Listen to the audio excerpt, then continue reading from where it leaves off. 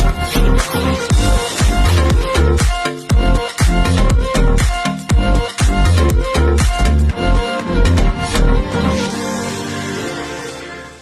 po! Welcome dito sa ating YouTube channel na Jets Food Trip. Magluluto po tayo ngayon ng pork backpat chicharon. Or ito din po yung tinatawag na chicharon na may laman.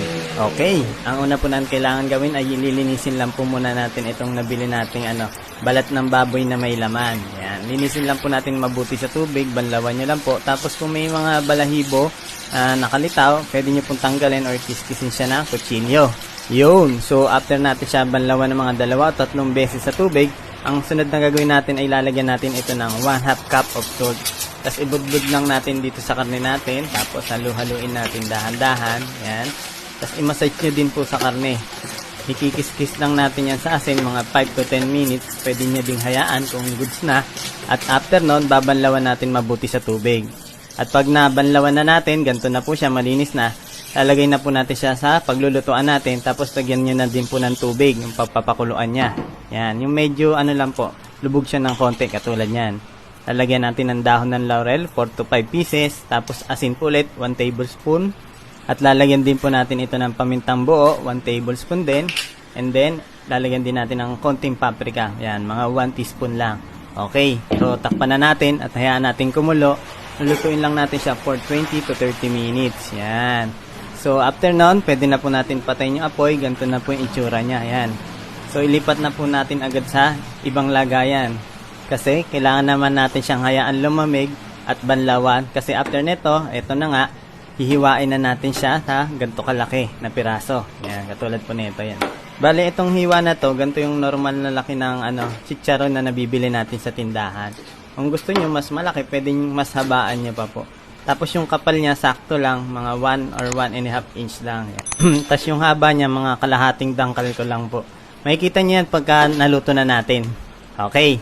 So yun, nahiwa na po natin lahat. Lalagay na natin siya sa isang malaking bilao. Tapos arrange nyo lang po ng isang layer lang. Kasi ang sunod na gagawin natin dito ay ibibilad na natin sa araw. Pero bago yan, budburan muna natin ng asin saka ng pamintang durog. Yun. So ito na. Bilad na po muna natin ito sa araw. Bali, iwan na po muna natin yan. Mamayang hapon ko na babalikan. Okay, ito na po. Nakakuha na natin yung binilad nating balat ng baboy na may laman. Yan, ganito na po itsura niya. After natin ibilad maghapon, ito na. So, ang sunod na gagawin natin, lalagay na ulit natin ito sa paglulutuan natin. Wala po tayong ibang lalagay, kundi yan lang po. Tatakpan lang natin at nahayaan natin siya magmantika. Yun, no?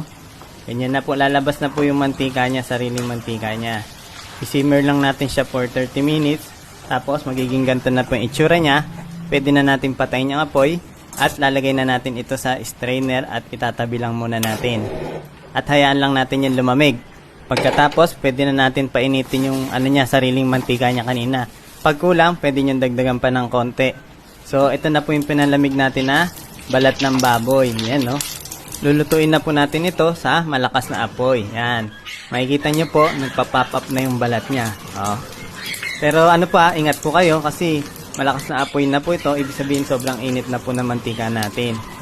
Dapat po mainit na kasi para mag-pop up itong chicharon natin. Nakatulad po niyan. Yan, oh. Halu-haluin nyo lang din po mabuti. At lulutuin lang natin to hanggang maging golden brown and crispy na po itong chicharon na may laman or pork backpat chicharon natin. Yun, no? Ganito na po yung itsura niya pagkaluto na. Yan, ganyan din siya kalalaki. Sinasabi ko sa inyo.